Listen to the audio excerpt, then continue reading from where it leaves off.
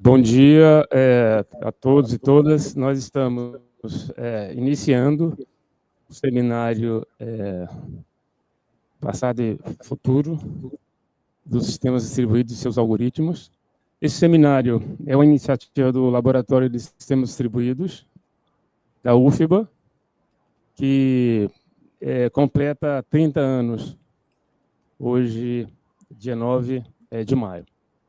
Então, a gente ontem teve o workshop interno do laboratório, tivemos uma palestra de Luciano Porto Barreto sobre segurança, cibersegurança, voltado para aplicações. Ele é um líder de produto da Booking.com em Amsterdã, então tem uma experiência larga, mas foi antes aqui nosso colega do laboratório.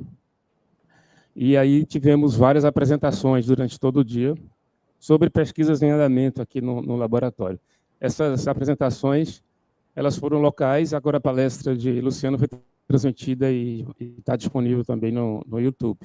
Então, hoje, a gente teve a honra e a sorte de contar com uma série de palestrantes de destaque nacional e internacional.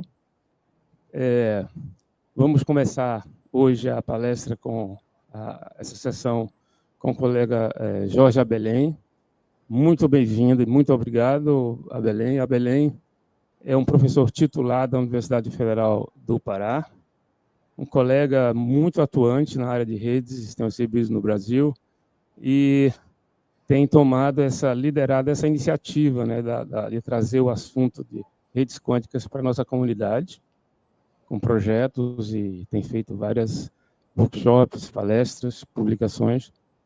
E ele teve essa gentileza de aceitar o nosso convite para abrir essa sessão de palestras. Teremos, na sequência, palestrantes também, da mesma forma, foram bastante gentis em aceitar. Teremos o Michel Reinal, da Universidade de Rennes, de Elisa.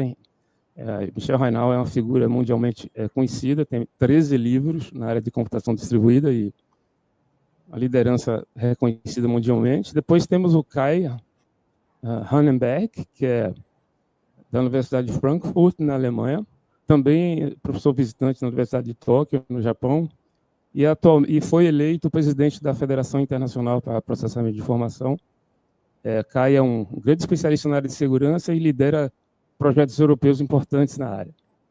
Aí, depois, na sequência, à tarde, nós temos o Paulo Veríssimo, que é uma figura muito conhecida no Brasil, mas também no mundo, porque tem publicado muito e criado grupos. Ele iniciou um grupo chamado os Navigators, navegadores, né, em português, em Lisboa.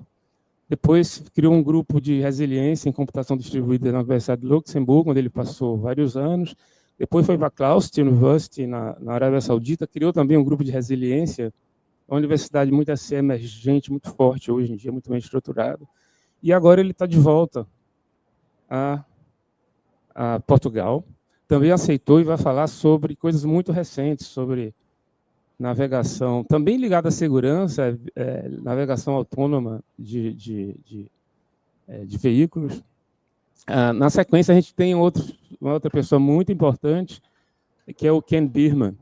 O Ken Birman é um dos, digamos assim, os trabalhos de Ken Birman, eles meio definiram certos aspectos lá na década de 90, 2000, de computação distribuída.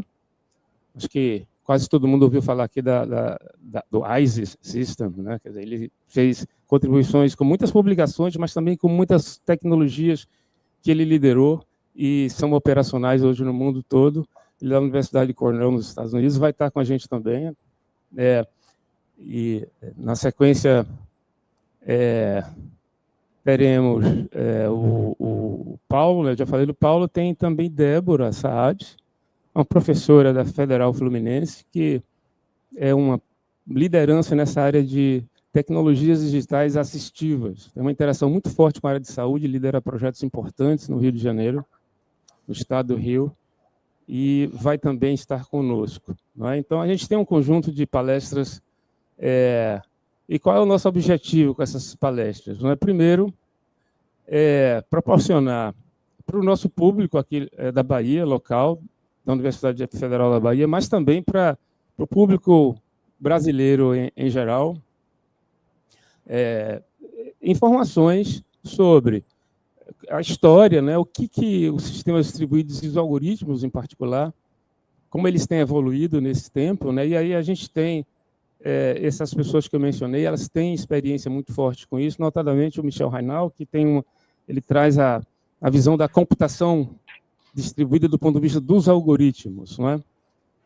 Mas também estamos discutindo quais são os desafios do futuro, e aí a gente tem todos esses palestrantes discutindo essas questões, e, em particular, nós focamos em duas questões que são bastante emergentes, que é a inteligência artificial, a aprendizagem de máquina, em particular, e também a computação quântica. São duas questões que estão pressionando nossa área, não é, Belém? Assim, e você vai reparar em conferências, não é agora, mas há alguns anos já, as pessoas começando a integrar.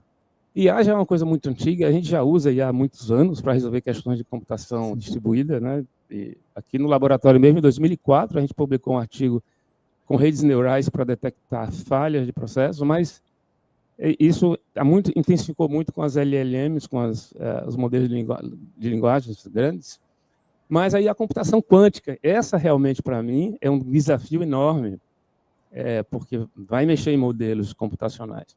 Então, assim, o que a gente traz hoje, então, por isso nós estamos com o colega Belém, e essa minha fala aqui é uma fala de abertura do dia todo, a gente vai ter palestra até o final da tarde, e aí eu queria passar a palavra para a Belém, como eu já falei, é um professor titular, é um pesquisador de renome, né? Pesquisador do CNPq também, uma pessoa muito conhecida da nossa comunidade, e a gente esteve aí juntos em vários empreendimentos, né, a Belém, principalmente na Sociedade Brasileira de Computação, com muito prazer. Então, nós recebemos você aqui. Então, a palavra é sua, Belém. Muito obrigado, Macedo. Uma satisfação enorme participar desse evento, eu vou chamar de um evento comemorativo, né, e mostra aí a solidez do laboratório, 25 anos, não é isso? Então, 30 ou 25? 30 anos. 30 anos. 25 é o que o meu vai fazer agora já. Então, 30 anos, nossa. É uma estrada e tanto, né? Parabéns. Mais uma demonstração da competência e da solidez do trabalho que vocês desenvolvem aí na Federal da Bahia, né? E fico muito satisfeito de poder estar aqui, né? Eu vou começar a passar aqui a minha tela e, eventualmente, eu posso não ver se alguém tiver perguntas, mas fiquem à vontade para perguntar, para me interromper, que eu vou ficar passando os slides, né? E primeiro, eu queria fazer o destaque que eu vou falar sobre redes quânticas e internet quântica, né? E quais os avanços recentes e as perspectivas no Brasil. Esse trabalho, ele é fruto, eu comecei a pesquisar esse tema quando eu saí para a gente chama aqui de pós-doutorado, né? Mas na verdade foi um período como professor visitante na Universidade de UMass, em Amherst, lá nos Estados Unidos, com o professor Don Tosley, que também estava iniciando a pesquisa nesse tema, já, claro, com um pouco mais avançado. Então foi um presente que eu ganhei, né? Eu saí para fazer um pós-doc e cheguei, ele estava trabalhando com esse tema e eu aceitei o desafio, e desde então a gente tem feito alguns trabalhos juntos. Então aqui eu estou agradecendo também, colocando como coautoria ele, a Gaiane, que era uma aluna dele de doutorado, hoje já é professora lá de UMass, e o Diego, que é meu aluno de doutorado também, né?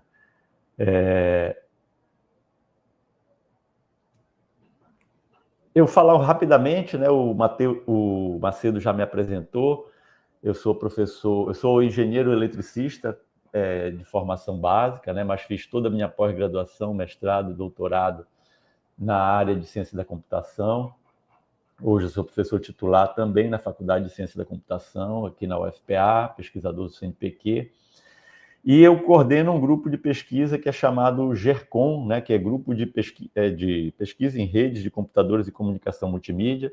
Assim como o Macedo está trilhando aí, comemorando 30 anos, a gente já tem aqui uma estrada, temos 20 e poucos anos, devemos em breve fazer 25 anos.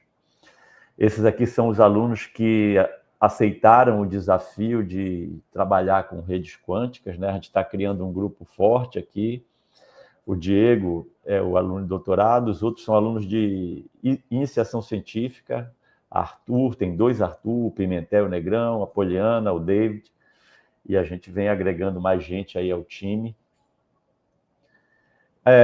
Como o tema é bastante recente, novo, e tem conceitos, vamos dizer assim, que nos intrigam, que a gente não lembra tão bem lá da mecânica quântica, da física quântica, eu vou fazer uma rápida introdução com algumas informações sobre informações quânticas e computação quântica, e depois eu falo um pouco de comunicação quântica e redes quânticas para, enfim, falar do cenário atual, dos desafios, e vou para as considerações finais.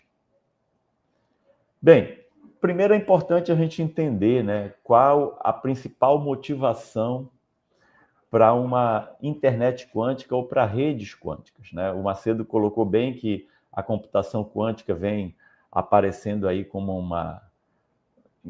um tema extremamente inovador, com promessas de quebrar vários paradigmas tradicionais.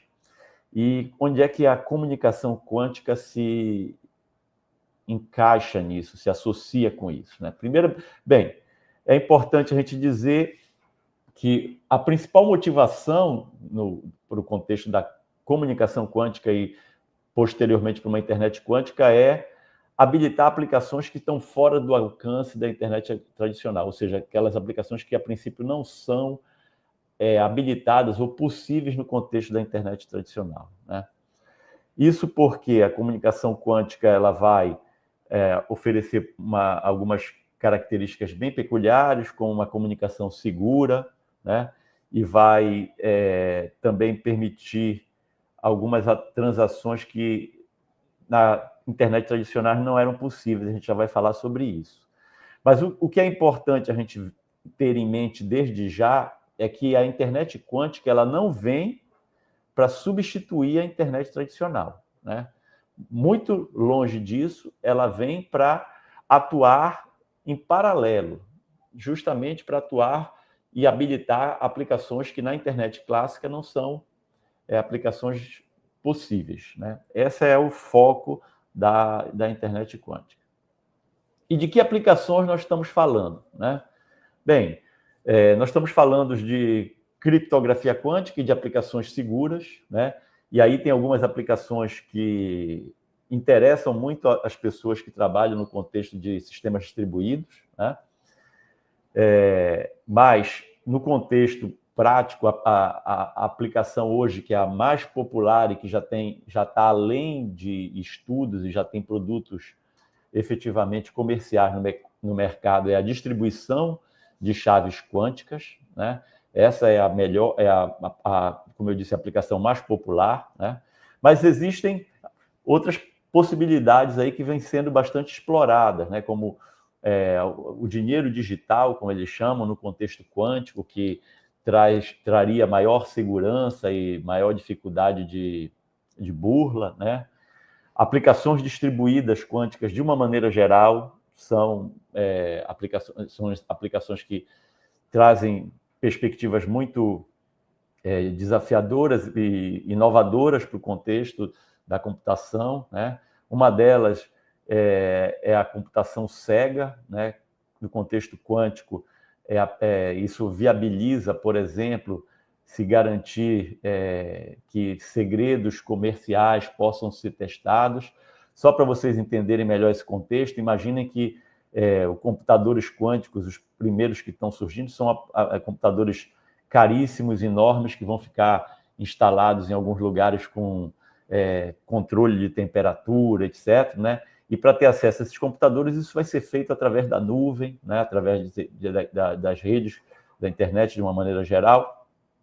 E aí, se, por exemplo, empresas farmacêuticas ou outras empresas com seus segredos comerciais precisarem fazer essas computações e usar esses computadores para fazer cálculo, elas têm desejo de garantir que seus segredos comerciais não sejam, né, eventualmente vazados ou bisbilhotados por alguém. Então, é possível fazer isso no contexto da computação quântica, né, que é essa computação cega, onde o computador quântico ele vai realizar as operações sem efetivamente saber o que é que ele está fazendo no contexto dos segredos que querem ser guardados, né? Isso é uma coisa muito interessante. Outra aplicação que tem muitas perspectivas futuras é a de metrologia e de sensoriamento quântico, né?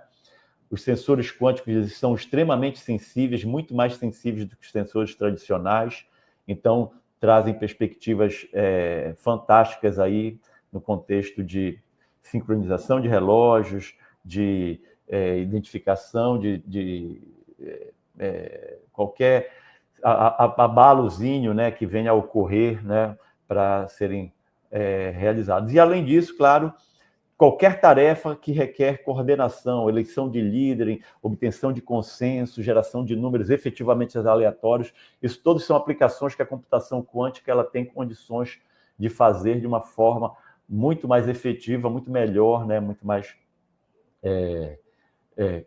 efetivamente randômica e do que a computação tradicional. E isso abre uma série de perspectivas aí para a comunidade de sistemas distribuídos, né? Muito bem, mas vamos então falar um pouquinho da informação quântica e da computação quântica, né? Eu vou correr aqui um pouquinho, pessoal, com essa parte, mas se vocês tiverem qualquer dúvida, fica à vontade, né? Mais para a gente poder tratar efetivamente do assunto mais interessante. Mas no contexto da computação tradicional, a gente tem os bits clássicos, né, que são valores zeros e uns, valores, como a gente costuma dizer, binários, né, ou o valor é 0 ou o valor é 1. No contexto da computação quântica, existe um elemento análogo que é conhecido como quantum bit, e a gente carinhosamente, né, chama de qubit. O qubit, igual ao bit clássico, ele possui estados, ele pode estar no estado 0 e 1, mas na verdade ele é um pouquinho diferente, né? Porque o que acontece é que ele é representado por um vetor e ele, além de ter essa representação de 0 e 1, ele pode estar, e esse é o grande diferencial da computação quântica, tá? É um primeiro conceito super importante, esses bits estarem em estados de superposição, né? Esse estado de superposição, ele basicamente é um cenário onde ele probabilisticamente pode ter valor 0 ou 1. E a computação quântica ela se vale disso para realizar processamento em paralelo, né? E fazer isso de forma mais rápida, e é por isso que ela consegue ter algumas vantagens competitivas para algumas ações em relação à computação clássica, né? O que é interessante, e aí eu já vou dando alguns spoilers, nesse contexto de você tem... Repare, nós estamos trabalhando num contexto subatômico, né? E nesse contexto a física ela funciona diferente. A gente viu isso lá desde o ensino médio, né? E depois algumas disciplinas da física.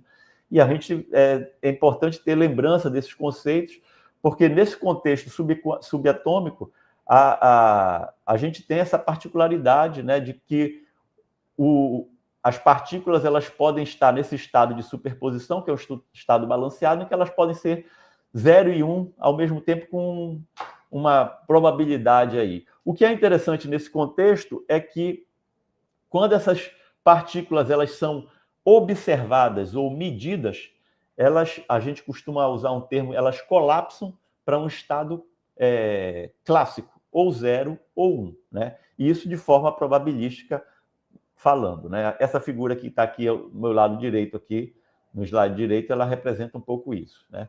Então, esse estado de superposição, ele, diferente do bit clássico, em que se você joga uma moeda você vai ter 0 ou 1, aqui você, no estado de superposição, você vai ter um estado contínuo entre 0 e 1, né? E isso costuma ser muito bem representado por essa esfera que é conhecida como esfera de Bloch, né? Ela é mais facilmente visível, que aí identifica onde o bit quântico vai estar posicionado aí dentro desse contexto. Vocês observam que é um estado contínuo ali, e por isso ela tem essa representação vetorial aqui, que nós estamos ilustrando aqui, certo?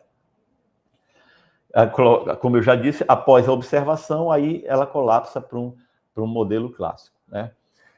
Bem, isso que eu falei de 1 qubit, isso vale também para a combinação de 2 ou mais qubits.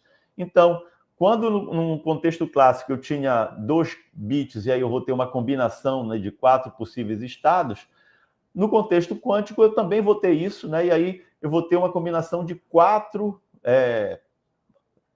pares vetoriais ali, né, que vão representar esses estados de superposição para 2 bits ou mais, né?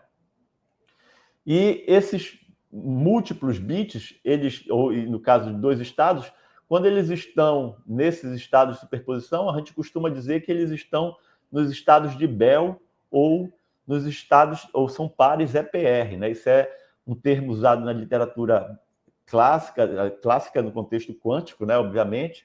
E aí o EPR é em homenagem a Einstein, Podolsky e Rosen, que foram quem descreveram esses fenômenos inicialmente, depois Bell que efetivamente validou essas informações, né? Então, quando a gente tem esses estados de superposição, né, a gente tem a propriedade que essa correlação que eles têm é uma correlação extremamente forte, e esses qubits, eles passam a estar no estado que a gente chama de entrelaçamento ou emaranhamento quântico, né? Uma correlação extremamente forte, e esses estados eles são base, né, tanto para a computação quântica quanto para comunicação quântica, e são fatores importantes para o teletransporte quântico, que é o que eu vou falar já em seguida, né? Esse emaranhamento quântico, para vocês entenderem, ele é um fenômeno da mecânica quântica, né, no primeiro momento foi pouco acreditado, mas que foi validado já pelos físicos, né? Inclusive Einstein fez alguns questionamentos sobre isso, mas depois aceitou esse processo. Isso a literatura, quem tiver interesse pode depois dar uma lida nisso, que é bastante legal esse processo. Mas basicamente essa relação muito forte, essa correlação entre esses 2 qubits aí que estão entrelaçados, isso faz com que quando qualquer interferência que um desses qubits sofra, ela vai ser refletida no outro, por mais que esse qubit esteja à distância, independente de qual distância seja, né? Então, isso é um fenômeno extremamente interessante, que é um fenômeno, como eu disse, do contexto da mecânica quântica, da física quântica, que a gente vai usar aqui na propriedade da física quântica, né? E da computação quântica também. E outro conceito extremamente importante para a gente entender é o que a gente chama de medir, né? A medição na física quântica, ela é, na verdade, uma manipulação ou um teste a um sistema, né? É quando você gera alguma influência naquele sistema e esse sistema ele vai colapsar. E como essa figura costuma ser representada aqui por essa... eu vou botar aqui a minha canetinha, meu apontador laser aqui para ilustrar. Por essa figura aqui, né? Eu tenho na entrada um qubit num estado quântico qualquer, e a partir do momento que ele vai ser medido, ele vai gerar bits clássicos, né? Esse é um fenômeno também muito importante para o contexto da computação quântica, certo? Então, dito isso e apresentado esses conceitos que são conceitos assim fundamentais para a gente entender o que a gente tem pela frente, eu vou começar a falar da parte da comunicação quântica. Bem, a comunicação quântica, ela em essência é análoga à comunicação clássica, né? E a ideia é de você conseguir transmitir informações quânticas ou mesmo compartilhar estados quânticos entre 2 ou mais partes, né, de que desejam se comunicar. Para que essa comunicação ocorra, existem alguns componentes que são essenciais, né? Primeiro, é indispensável ter um canal habilitado à comunicação quântica, que a gente chama um canal quântico, eu vou falar um pouco mais sobre eles. É importante que a gente tenha também repetidores quânticos, né? E a gente chama de... Eu vou falar um pouco mais na frente também sobre o que são esses repetidores quânticos. E também roteadores ou switches quânticos, são elementos que tiverem mais de 2 conexões entre eles, né? E, claro, os nós quânticos, que são os nós finais, né? Então, vocês notam que, assim, de uma visão à primeira vista, os componentes eles são similares, só que são componentes quânticos, né? E isso a gente vai ver que tem bastante diferença. Primeiro, falando dos canais quânticos, né, a proposta é que esses canais sejam habilitados para transportar informações quânticas, né? Ou informações, quando a gente diz, entende-se também por compartilhar os estados quânticos ali de pares entrelaçados. Tipicamente, o que a gente tem hoje são fibras padrões que são usadas, né? Fibras ópticas para esse transporte quântico, ou o espaço livre, principalmente transmissões via satélite, né? Em função das características peculiares da posição desses satélites, né? Geoestacionários ou de baixa órbita, mas mais altos, e ali tem particularidades que favorecem essa transmissão, né? E é importante dizer que não é qualquer fibra ótica. Normalmente essas fibras óticas elas têm que ser fibras que não tenham aquelas fibras com muita qualidade muito boa para poder fazer esse tipo de transmissão, né? E aí vem um conceito extremamente importante para o contexto de comunicação quântica, que é o teletransporte. Esse conceito, quem era fã de Jornada nas Estrelas, né, acompanhava lá o Capitão Kirk e sua tripulação, quando eles usavam aquele termo de teletransporte. Aqui é um contexto um pouco diferente, mas o nome é o mesmo, né? E, em essência, o teletransporte é o processo pelo qual a gente consegue transmitir uma informação quântica de um local para o outro, com a ajuda, é importante que faça esse registro, com a ajuda da comunicação clássica, né? Para isso. E eu vou, agora, nos próximos slides, apresentar um pouco melhor como é que isso se dá, né? Essa figurinha aqui, que eu espero que vocês estejam vendo, ela ilustra bem esse processo de enviar informações através de um canal quântico, né? Esse envio de informações aí. Bem, o que é que eu tenho aqui? Primeiro, eu vou considerar aqui que eu tenho a fonte, que é representada por Alice, e o destino, que é o Bob, né? Esses dois, eles possuem qubits que estão entrelaçados, né? Isso foi um processo que precisa ser gerado previamente, né? Esse entrelaçamento entre Alice e Bob, né? E Alice, por algum motivo, deseja transmitir a informação que está no fóton D, né? Essa informação representada por essa bolinha D aqui. Bem, para ela fazer isso, ela vai fazer com que D interfira em A, né? De alguma forma, ela vai fazer essa correlação aí de D com A. Como A e B estão entrelaçados, esse fenômeno vai ser refletido em B. Só que a Alice vai precisar, então, fazer o seguinte, para que o Bob consiga recuperar essa informação. Ela vai medir tanto A quanto D, ou seja, ela vai efetuar a medição aí desse processo. Isso vai gerar 2 bits clássicos e ela vai mandar essa informação por esses canais clássicos que estão representados aqui pela linha amarela, né? E com essa informação em mãos, o Bob vai conseguir, a partir da interferência que ele sofreu lá, né? Ele vai conseguir recuperar efetivamente a informação de D, né? Então, reparem, o que é que nós temos de interessante aqui? Primeiro, o canal clássico ele é indispensável para esse processo. Então, apesar dessa interferência ela ser instantânea, ou seja, o que A sofre, B reconhece, mas esse processo só consegue ser recuperado com a ajuda desses canais, dessas informações que são transmitidas. Então, efetivamente, o canal clássico é importante. E outra característica importante é que no canal quântico a informação ela não é efetivamente transmitida pelo canal quântico, nesse exemplo que eu estou dando, e sim, né, o que há é a transferência do estado de Alice, que sofreu interferência de Alice para Bob, certo? Então, esse é a representação típica, o exemplo típico do teletransporte, né?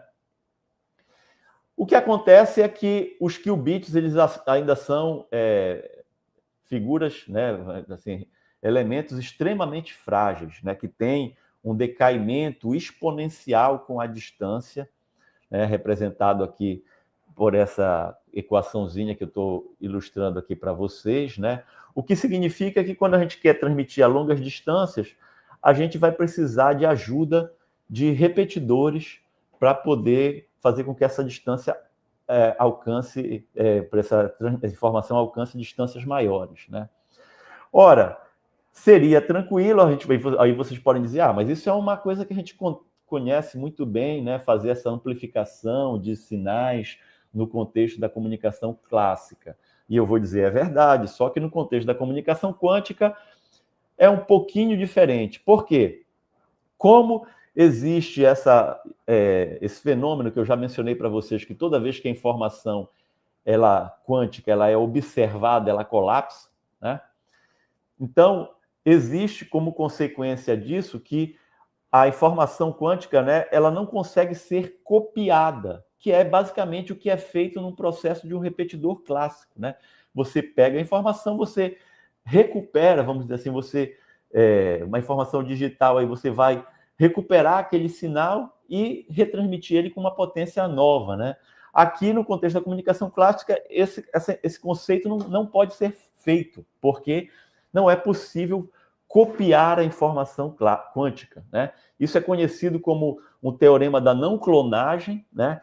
Isso gera um desafio para o contexto da comunicação, mas a gente vai ver também que isso é um conceito extremamente útil para o contexto da segurança, né? E por isso que a comunicação quântica ela é muito explorada e valorizada por esse contexto da informação quântica, né? Então, nesse contexto do teorema da não clonagem, não é possível fazer a repetição, né, copiar um qubit para retransmiti-lo, então é necessário fazer outros artifícios, vamos dizer assim, para poder usar repetidores quânticos para transmitir essa informação.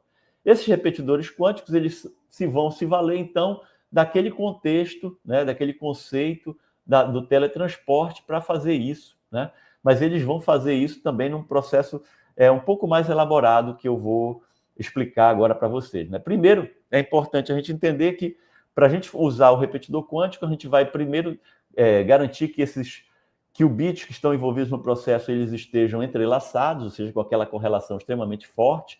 É preciso também que haja uma coordenação temporal ali, ou então que eu consiga armazenar esses qubits em memória. Isso é um desafio, né, que vem sendo vencido com muita pesquisa, mas, enfim, eu vou precisar de um desses dois artifícios para fazer isso, e aí depois fazer a propagação desse emaranhamento quântico, né, para que ele chegue ao destino.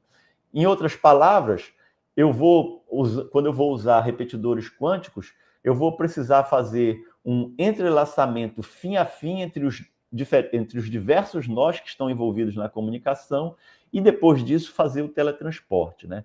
Isso pode ser quebrado em etapas que são conhecidas, que são, primeiro, a distribuição desse entrelaçamento, né, entre os nós envolvidos no processo, depois o processo que a gente chama de purificação, que é, em essência, a escolha daqueles nós que estão com melhor qualidade quântica, né? E a gente vai ver que nem sempre a qualidade quântica é boa, e isso pode fazer com que a comunicação ela não seja bem sucedida, então tem uma probabilidade dessa comunicação dar certo, né? E por fim, esse swapping, né? Esse transporte, né? Essa troca do emaranhamento para que ele vire fim a fim, né? Isso pode ser ilustrado através dessa figura aqui, que eu acho que ela ilustra e explica melhor para vocês como é o processo. Imaginem agora que eu tenho Alice querendo se comunicar com a Carol e a gente vai ter no meio o Bob, que vai atuar como um repetidor quântico, né? O Bob ele vai primeiro precisar ter um entrelaçamento quântico tanto com a Alice quanto com a Carol. Isso está representado aqui por esses dois elos aqui, né? Ou seja, então Bob ele tem um entrelaçamento quântico aqui entre os dois, né?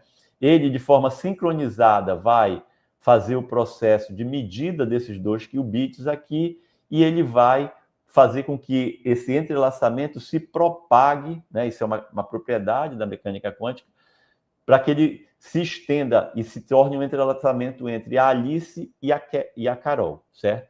Então, aí eu tenho um entrelaçamento fim a fim, como é dito, né? E agora a Alice quer transmitir essa informação que está representada por essa estrelinha vermelha aqui e aí ela vai fazer o tradicional teletransporte quântico, né? Ela vai fazer com que a informação da estrelinha interfira nesse qubit que está entrelaçado. Essa interferência vai ser sentida por Carol, então, na sequência, ela vai medir esses 2 qubits, vai transmitir esses 2 qubits para a Carol através da comunicação clássica. A Carol, então, vai conseguir recuperar essa informação aqui que a Alice gerou ali, que queria transmitir para ela, né? É importante registrar que esse processo ele vai consumir o entrelaçamento quântico, então ele tem um custo toda vez que faz isso, e ele não tem uma garantia de dar certo, é uma probabilidade de dar certo, então ele tem um custo aí que é associado a isso, e ele requer também uma comunicação clássica para transmitir esses 2 qubits ali, tá? Então esse é o processo do teletransporte, que é feito a teletransporte da comunicação quântica, né? Esse processo que eu procurei explicar para vocês aqui de forma bem didática, ele vem avançando rapidamente no contexto da pesquisa, né? Então, várias formas de fazer essa comunicação vem avançando, os pesquisadores já têm conseguido fazer, inclusive, transmissão quântica no contexto de física, de fibras comerciais, eu vou falar um pouco mais disso à frente, mas além da comunicação e do canal quântico, é preciso que tenham, e dos repetidores quânticos, é importante que tenham esses nós finais, né? Para garantir essa comunicação. Basicamente, são processadores quânticos aí que podem ser de diferentes capacidades, né? A gente pode estar falando de um supercomputador quântico, como também um computador quânticozinho bem menor, bem mais modesto, de 1 qubit, que ele já é bastante útil para a comunicação quântica, né? Mas ele faz parte do processo, é importante que a gente tenha aí esse contexto. E aí, a partir disso, eu consigo desenvolver as aplicações quânticas, né? Nesse contexto, como eu já disse, a principal aplicação quântica hoje, a mais utilizada, é a distribuição de chaves quânticas, que é um conceito bastante conhecido para nós, que somos da área de comunicação, né? E que basicamente consiste em gerar um número aleatório no contexto quântico de forma garantidamente segura, e a partir disso usar esse número como uma chave criptográfica para cifrar as informações que vão ser usadas para comunicação, né? A grande vantagem desse contexto da comunicação quântica é que, pelas características que eu já expliquei para vocês há pouco da comunicação quântica, de não clonagem, se Alice e Bob estiverem nesse processo de escolher uma chave quântica, né, e qualquer espião tentar ali dar uma espionada, né, da comunicação, tentar obter alguma informação, ele vai automaticamente ser revelado, porque quando ele faz isso, ele vai vai colapsar, né, a informação, e aí Alice e Bob vão saber que aquela informação não é segura, aquela informação que eles estavam gerando não é segura, então eles têm ali a garantia de conseguir gerar uma chave criptográfica efetivamente segura. Esse é o grande, digamos assim, diferencial desse processo, né? As aplicações e implementações de QKD, elas estão muito além de pesquisa e de ambientes experimentais, tá? De fases experimentais. Já existem redes comerciais e produtos comerciais para isso. Eu listo aqui para vocês, só para vocês terem ideia, já existem redes em Boston, em Viena, em Genebra, em Barcelona, Tóquio, várias cidades na China, né? A China está bastante avançada nisso, que são basicamente redes quânticas para fazer essa troca de chaves QKD, certo? E aí já existem equipamentos comerciais que empresas como Toshiba já vendem para fazer esse produto, né? Isso é um interesse, claro, não precisa dizer, mas vou fazer esse reforço aqui, da área, por exemplo, financeira e de outras entidades que querem comunicações seguras, elas têm. Então, esse é um nicho de aplicação que tem clientes muito interessados, né? O QKD ele também já está integrado numa série de pilhas de protocolos criptografados, inclusive o IPsec, né? E também está sendo proposto para uso no protocolo TLS, né? Então, isso vem avançando muito rápido, né? E aí, com isso, eu vou resumir aqui a princípio, características e desafios para a gente avançar um pouco do que seriam as redes quânticas e essa internet quântica, né? Primeiro, as características típicas de uma rede quântica é que elas vão habilitar a transmissão de bits quânticos, né? Esses qubits eles vão precisar estar entrelaçados com outros para garantir essa correlação forte, né? Esses qubits eles não podem ser copiados e amplificados, isso é uma característica da mecânica quântica que está por trás desse processo todo, né? As redes quânticas, elas vão precisar de protocolos, de processadores quânticos para essa comunicação, mas a notícia boa é que não precisam ser supercomputadores quânticos, um computador de 1 qubit ele já consegue ser bastante útil para a comunicação quântica.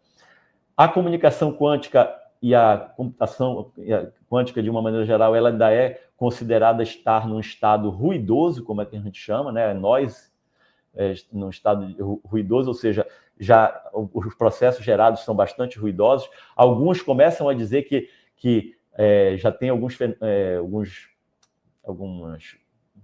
resultados de pesquisas aí, né? Que só um minuto que estão me ligando agora. Pô, pera,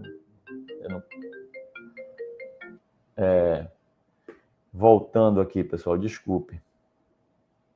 Então, a gente tem aqui esse estado ruidoso, ele precisa que essa internet quântica ela faça correção de erro.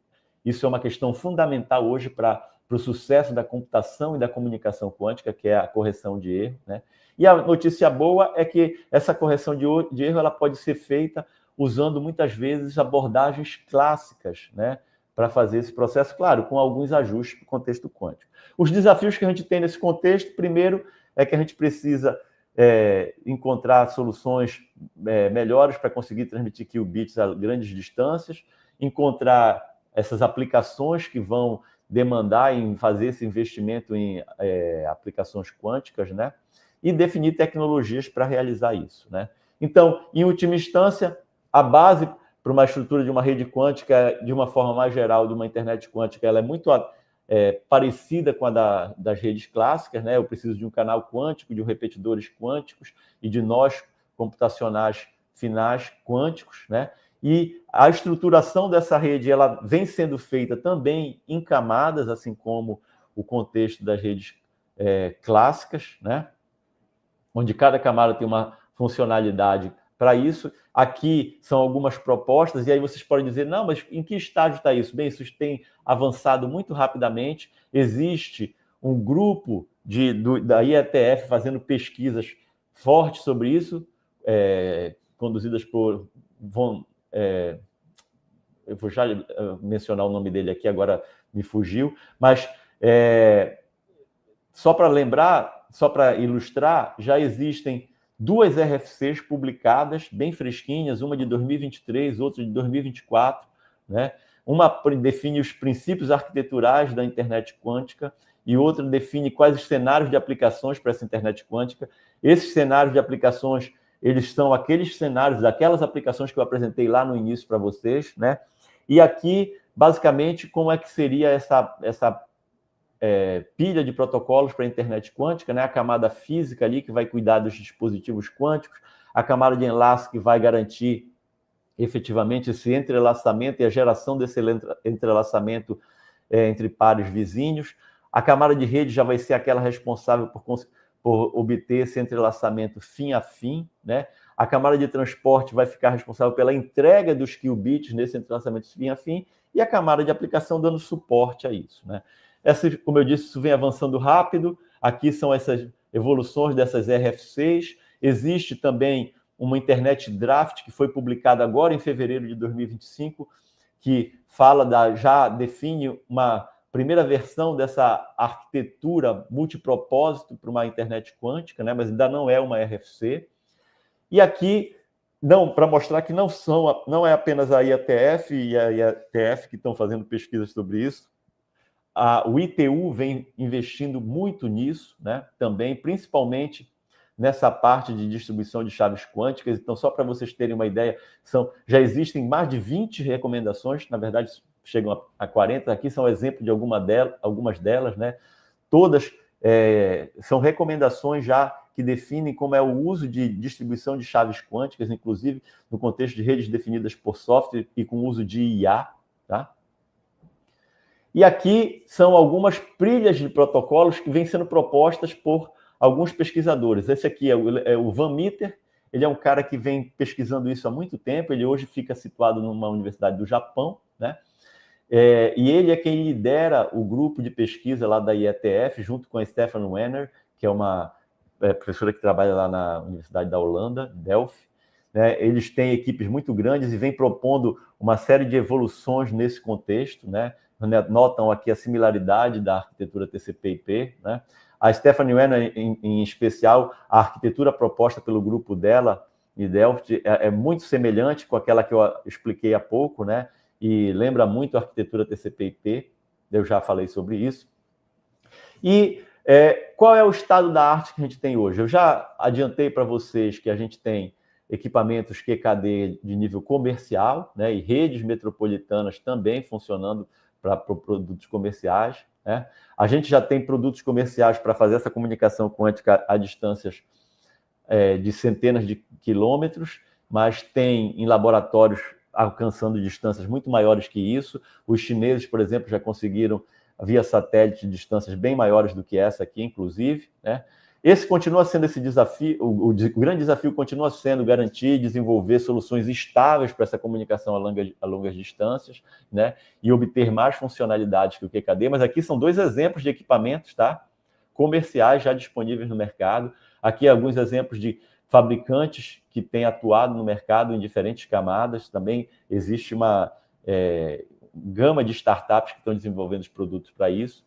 E aqui alguns desafios de pesquisa que vocês podem estar interessados, né? Isso é muito bom para nós. A gente tem para todos os gostos desafios na camada de enlace, em função do teorema de não clonagem. Tem como consequência tem o teorema de não broadcast. Então a comunicação na camada de enlace não pode contar com aquela difusão conhecida, né, da camada de enlace.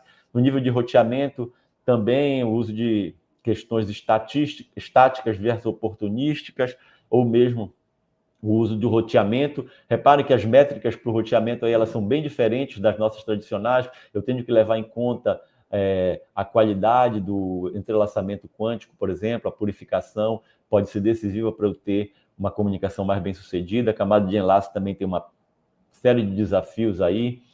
A heterogeneidade de uma futura internet quântica com diferentes componentes, isso tem que ser muito bem trabalhado, né? Enfim, tem uma série de desafios em diferentes camadas, a escala desse processo que podem ser investigadas. Aí eu estou um pouco preocupado com o tempo. Só para vocês terem ideia de como a gente está falando as grandes potências, elas estão investindo muito pesado em computação quântica. A China lidera isso. A China ela tem um satélite dedicado a isso, que é esse satélite chamado de Mícios, né? Ela entregou ele basicamente a um grupo de pesquisa liderado por um professor desse laboratório aí, aqui, o Laboratório Nacional, e ele vem fazendo muitas pesquisas para isso, mais de 76 bilhões de yuan investido nisso. A Europa também investiu mais de 1 bilhão de euros nisso, né, numa iniciativa que eles chamam de tecnologias quânticas. Os Estados Unidos começou um pouco atrasado, mas também vem fazendo um trabalho forte nisso, criando, inclusive, um centro de pesquisa em redes quânticas, né? E onde é que o Brasil está situado nisso, né? O Brasil, em 2022, começou a dar uma atenção melhor para isso, anunciou alguns apoios bem modestos ainda pelo CNPq, na área de computação quântica. Em 2023, eles lançaram outro edital para comunicação quântica. Aí o MCTI já em 2024 criou um grupo de trabalho com o objetivo de discutir essas questões de tecnologias quânticas, né? Vem trocando informações tanto com grupos da China como dos Estados Unidos. O CBPF tem instalado alguns equipamentos de laboratórios quânticos. Também em 2023 o Senai Cimatec, aí da Bahia, que vocês devem conhecer muito bem, né? Ele foi reconhecido como uma unidade Embrapi de tecnologias quânticas, né? Agora, recentemente saiu o INCT com INCT em computação quântica aplicada, liderado pelo pessoal de Pernambuco. Além disso, tem 3 redes aí que foram financiadas com esse edital aqui, que é uma rede metropolitana no Rio, né? Eu vou falar um pouquinho sobre elas aqui. Outra prevista em Recife, e a terceira coordenada pelo professor Celso, ali, pessoal de São Paulo. Isso aqui são os investimentos que vêm sendo feitos em quântica pelo mundo. Não é pouco dinheiro, 44 bilhões de dólares estimados em 2025, né? E esse número é crescente. O Brasil começou a aparecer nesse cenário, o Brasil não figurava nesse cenário, começou a aparecer em 2023 por conta do investimento que foi feito na unidade Embrapi, né? Que são esses 60 milhões de reais aqui em 5 anos, né? E aí agora com esses investimentos também nessas NCTs, mas vocês notam que as grandes potências todas atuando fortemente nisso. Isso aqui é um exemplo do que eu falei para vocês, os primeiros exemplos de redes ainda bastante modestas, né? Ainda em caráter bem experimental, mas ganhando know-how e experiência nisso. Então, no Rio, tem uma rede liderada que chama Rio, né, Quantum Network, que é o FRJ, CBPF, PUC e Federal Fluminense, né? O Senai Cimatec também está com uma iniciativa nesse contexto, e tem a rede na região metropolitana de Pernambuco também. Aqui eu já mencionei a maioria dessas coisas, né? Qual é o cenário atual? A gente tem mais de 50 iniciativas ao redor do mundo de ambientes experimentais de transmissão quântica, né? Recentemente, finalzinho do ano passado, eles conseguiram desenvolver algumas memórias quânticas para ser usadas em repetidores, usando técnicas de NVMemory e Quantum Dots, né? E também eles tiveram experiências em redes comerciais de transmissão quântica aqui, em redes WDM, e também integração com SDN, com redes definidas por software. São resultados bem recentes que vêm acontecendo aí em função dessa pesquisa que vem sendo feita, né? E no nosso caso, aqui no grupo de pesquisa do GERCOM, a gente teve um projeto aprovado pela FAPESP que investigou esses aspectos de roteamento quântico, né? Esse projeto foi em parceria com a Universidade de Massachusetts de Amherst, com o professor Don Tosley. Tivemos também parceria com o pessoal da USP e da Unicamp.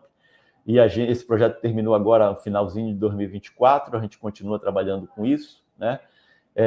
Aqui são alguns resultados. A gente criou e vai sendo realizado, a gente criou o primeiro workshop de redes quânticas em 2024, já vai acontecer agora, e fica o convite aqui para vocês, do segundo workshop de redes quânticas junto com o SBRC, daqui a uma semana, né? Estão todos convidados. A gente fez um evento também de um seminário com algumas universidades, e aqui algumas publicações que nós tivemos. Esses são alguns simuladores que vocês podem, se tiverem interesse, brincar, né? Esses simuladores começaram todos de forma gratuita, agora eles estão restringindo o acesso, cada vez mais cobrando para isso. A própria IBM tinha oferecido acesso grátis, mas agora já cobra, então é limitado. E é isso, pessoal. Quem tiver interesse, podem acessar aqui.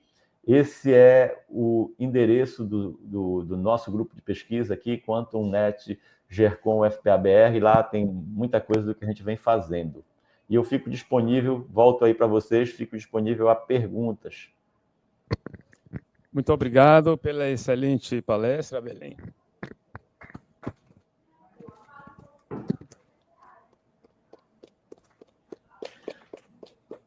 Obrigado, pessoal. Nós temos aqui tempos para perguntas. Aqui tem o Flávio, que vai fazer a primeira pergunta. Vou passar aqui o microfone para ele. Olá, Belém. Obrigado pela apresentação, muito clara. Obrigado, Flávio. Uma dúvida. Eu não conheço nada dessa área, mas uma pergunta do ponto de vista algorítmico. Um algoritmo quântico, ele é intrinsecamente probabilista ou o resultado do algoritmo pode ser considerado realmente determinista? Via o colapso dos qubits. Então, na verdade, o que a gente tem hoje, é importante que seja claro, e excelente pergunta, Flávio, é que a computação quântica, ela já denotadamente é útil para alguns contextos, né, alguns casos de computação, tipicamente aqueles que você consegue realizar operações em paralelo e fazer atividades mais rápidas. Por exemplo, quando você tem atividades de fatoração, né? E aí, isso é uma grande preocupação que existe no mundo hoje, é que quando esses computadores quânticos efetivamente começarem a rodar, eles vão conseguir quebrar as nossas chaves criptográficas que a gente usa hoje para a internet, né, muito rapidamente, justamente porque já existem algoritmos mostrando que são capazes de fazer esse processo muito mais rapidamente, né? Agora, não é qualquer solução, não é para qualquer problema algoritmo que, pelo menos hoje, a computação quântica se aplica. E isso é importante que fique claro, né? Existem já alguns algoritmos que já foram desenvolvidos e são mostradamente melhores do que os algoritmos clássicos, né? Como o algoritmo de Shor é um exemplo deles. E eles se valem do quê? Daquele conceito que eu falei da superposição, para poder fazer com que os testes das possibilidades sejam feitos de forma, vamos dizer assim, simultânea em paralelo, né? E com isso eles conseguem realizar um cálculo e avançar nesse processamento de forma muito mais rapidamente, né? Então, ele faz uso dessa capacidade da superposição para avançar nesse processo. Espero ter respondido o que você perguntou. Obrigado. Temos mais uma pergunta aqui.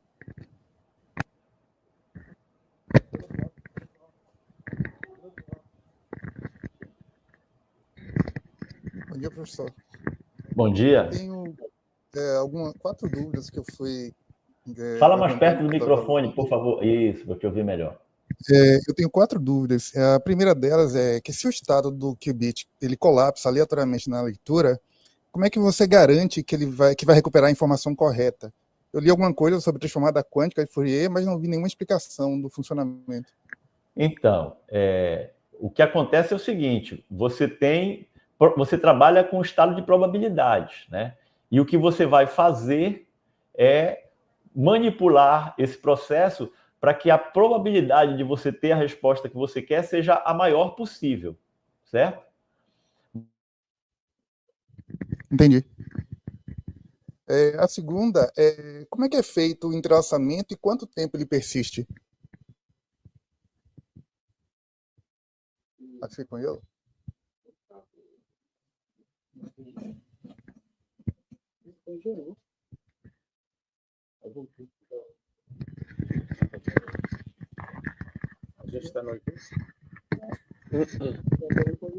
Teve uma congelamento quântico, agora voltou. Teve uma instabilidade agora. aqui, isso. Eu não sei até onde você isso aí não é quântico, não. Não, isso não é quântico, isso é falha clássica mesmo. Clássica mesmo. Você quer reouvir a pergunta? Não, eu lembro bem, né? A pergunta é no contexto de se uma vez que eu vou medir, a informação vai colapsar, se eu tenho a garantia de que vai. E a resposta é: você não tem a garantia absoluta. Você tem apenas o que você consegue, e o que os pesquisadores vêm fazendo é, como você vai fazer essa interferência, você vai manipular essa interferência para que o resultado alcançado seja com a probabilidade o maior possível do que você quer. Mas não é 100% do que vai ser. Então, há uma probabilidade de erro nesse processo. Entendeu? É importante que fique claro isso aí. E o que eles fazem é manipular isso para que essa probabilidade de erro acabe sendo a menor possível, né? Então, as pesquisas se investem muito nisso para que você consiga fazer aquela manipulação do estado quântico ali para garantir que aquilo vai gerar um que eu quero lá do outro lado, né? Mas eu não tenho 100% e eu talvez precise fazer isso mais de uma vez para garantir que tenha esse resultado que eu quero. Entendeu?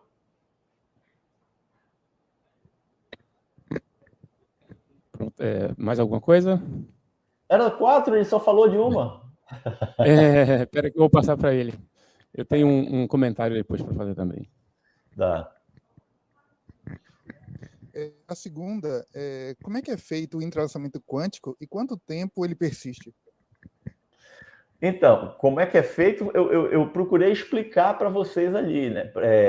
Naquela imagem. Esse processo de entrelaçamento quântico, ele é um estado de superposição que é gerado ali, né? A partir do estado de superposição, ele é gerado e ele é um processo da física quântica, né? Você precisa colocar os qubits em determinados contextos ali de situações e você gera isso, você consegue, os pesquisadores, eles já mostraram que eles conseguem fazer isso artificialmente, não, mas induzir a esse estado de entrelaçamento. Não é uma coisa... Isso pode acontecer naturalmente também, mas eles conseguem induzir para que isso ocorra, tá? E qual era a outra pergunta? Bem, ele é extremamente frágil. Então, ele dura... o qubit é extremamente frágil, né? E o que vem se trabalhando é para garantir que esse qubit tenha um tempo de vida maior, né? Mas enquanto o qubit está, vamos dizer assim, num estado de qualidade bom, esse entrelaçamento ele dura enquanto aqueles dois pares ali estiverem entrelaçados. Ele vai ser garantido ali, entendeu? Mas ele também, a partir do momento que ele é medido, ele é exaurido, ele é usado, né? Aí tem que fazer novamente. Tá? A terceira seria, qual é o limite de distância no qual essa comunicação pode ser mantida sem um repetidor? Cara, sem um repetidor, aí vai depender do meio que você vai usar, né? Se você está usando... Você olha aquela equação ali, há um decaimento exponencial com a distância, né? E isso tem, claro, a particularidade de qual meio físico. Se eu estou no vácuo, né, ali que eu tenho o contexto da velocidade da luz, eu consigo distâncias melhores.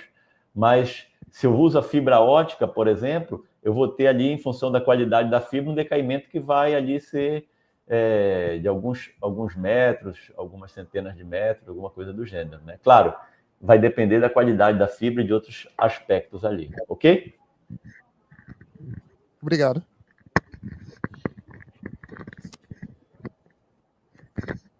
Eu vou fazer uma pergunta aqui do público assistindo remotamente no YouTube. Se eu puder ajudar. Tem um Carlos Renan, ele faz a seguinte pergunta. Olá, professor, por favor, qual o espaço para o desenvolvimento de algoritmos quânticos para sistemas distribuídos? Faz sentido pensar em consenso em computação quântica? Consenso é um algoritmo que você conhece, né? Claro, você falou de claro. Eu falei disso no início, eu posso até voltar aqui os meus slides. Faz total sentido, né? A área de algoritmos em computação quântica, ela é uma área, digamos assim, um hot topic extraordinário para ser explorado. Já se desenvolveram alguns algoritmos, né, que efetivamente são, assim, já se tornaram estrelas, como o algoritmo de Shor, né, e outros algoritmos para o contexto que sabem explorar esse aspecto quântico, né, e outros precisam ser desenvolvidos. Então, é uma área em franca expansão que tem muito a ser desenvolvido, e uma das aplicações que tem muito potencial é todo esse processo de contexto distribuído. Eu vou voltar ali para as aplicações, eu não sei se... Deixa eu só mexer aqui nos meus slides. A gente já está chegando para o final. Pois não, pode avançar. Tem uma pergunta aqui de Sérgio Lorender, colega aqui do laboratório.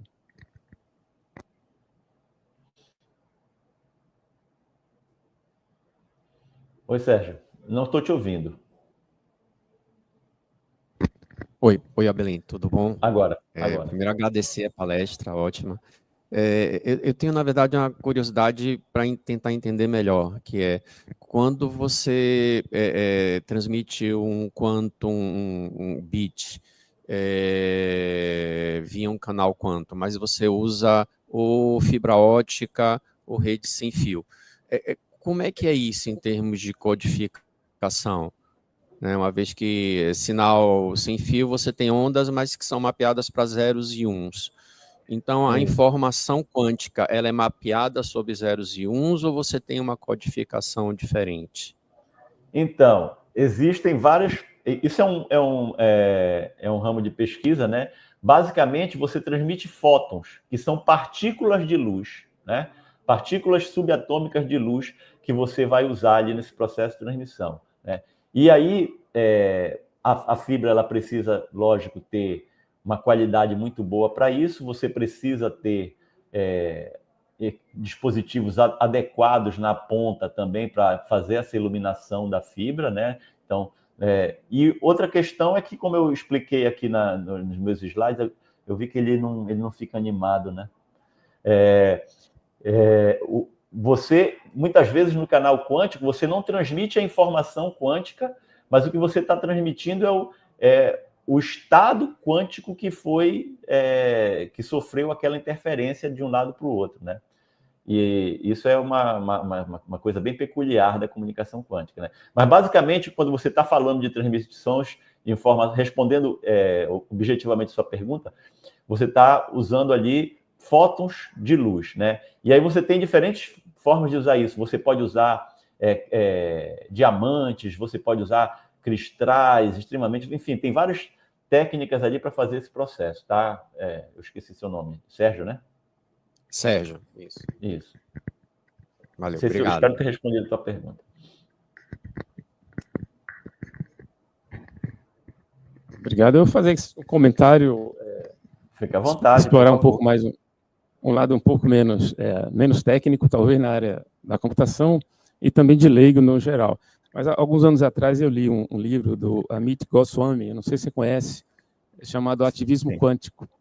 Então, ele é um físico, tem uns 10 anos mais ou menos que eu li, ele tem um capítulo só sobre física quântica, mecânica quântica, aí ele mostra aqueles experimentos de onda, partícula, etc. E aí tem uma coisa que é muito interessante sobre entrelaçamento que ele fala lá, que é aquela experiência que foi feita com câmeras de Faraday. São câmeras que você consegue fazer um isolamento eletromagnético e mesmo assim, os experimentos usando eletroencefalogramas com pessoas que tinham alguma relação existencial, etc., e conseguia medir a interferência desses pulsos, mesmo protegido por camadas como as câmeras de Faraday, né? Por exemplo, digamos, câmeras de chumbo, por exemplo. Né? Então, isso daí faz experiências lá antigas para validar o entrelaçamento, né? Aí, aí agora você explicou bem que aqui, que na verdade o que você transmite não é exatamente o bit, mas o estado modificado, não é isso? Houve uma modificação do estado e do entrelaçamento, aí você transmite essa informação do estado modificado. A minha pergunta é o seguinte: esses estados que são entrelaçados, eles estão em uma unidade, um único computador, ou eles podem estar também distribuídos? Por exemplo... Não, perfeito, perfeito. Eles podem estar distribuídos. Uma das aplicações que se vê é justamente essa potência de aplicações distribuída. Imagina, por exemplo, que eu preciso fazer um cálculo de uma coisa e aí eu tenho vários computadores quânticos espalhados, né? E eu quero usar a combinação desses computadores quânticos para realizar, por exemplo, calcular, fazer, sei lá, encontrar a cura para o Alzheimer ou coisa do gênero, né? Desenvolver um novo remédio para o Alzheimer ou coisa do gênero. Eu vou poder fazer isso de forma distribuída também, claro, né? E, pelo menos, em teoria, essa é a ambição e é isso que tem se buscado, né? E aí, por isso que a comunicação quântica ela é tão importante para viabilizar essas aplicações, porque elas vão precisar de canais quânticos para fazer essa troca de informações. Perfeito, muito obrigado. Tem mais aqui um estudante.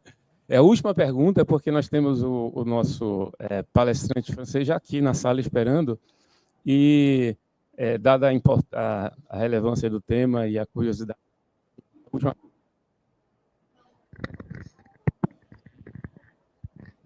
Olá, professor.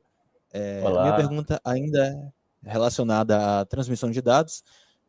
Quando você mencionou o entrelaçamento quântico, a primeira coisa que eu pensei foi que isso possibilitaria a passagem de dados, ou pelo menos a passagem de estados entre coisas muito distantes, de forma mais rápida, mas olhando a ilustração, a gente ainda é dependente do canal clássico, né? O que significa que a gente ainda está limitado à passagem de informações na velocidade da luz. Isso é uma característica que é, assim, estática dos sistemas quânticos como eles são hoje, ou é simplesmente uma limitação tecnológica que nós temos? Não, olha, essa é uma ótima pergunta, né? é uma limitação do nosso estado da arte em termos de ciência, tá?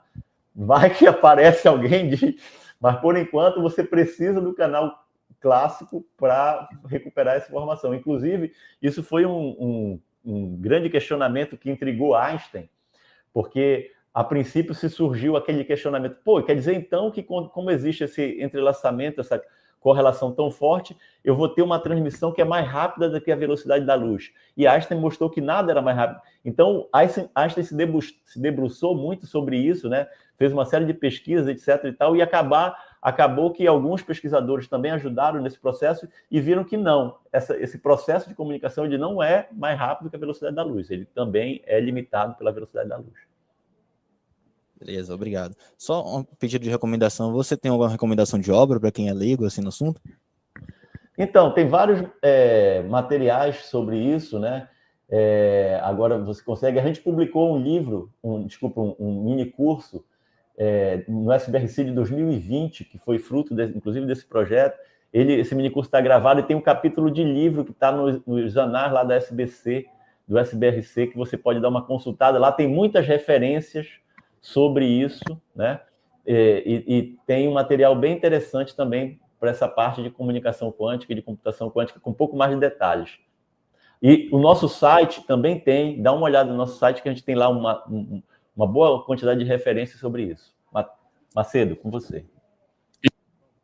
Vamos encerrar.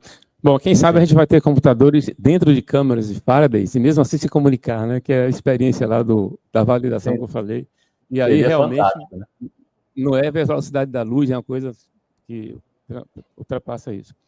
Mas, assim, muito, muito obrigado, Abelém. Excelente a apresentação, como sempre, você é muito didático nas suas apresentações. Muito obrigado. Obrigado, eu que agradeço mais uma vez a oportunidade. Um abraço a todos. Quem quiser entre em contato comigo, tem meu e-mail, abelém@ufpa.br, bem fácil. Um abraço, excelente evento, Macedo, parabéns. Obrigado.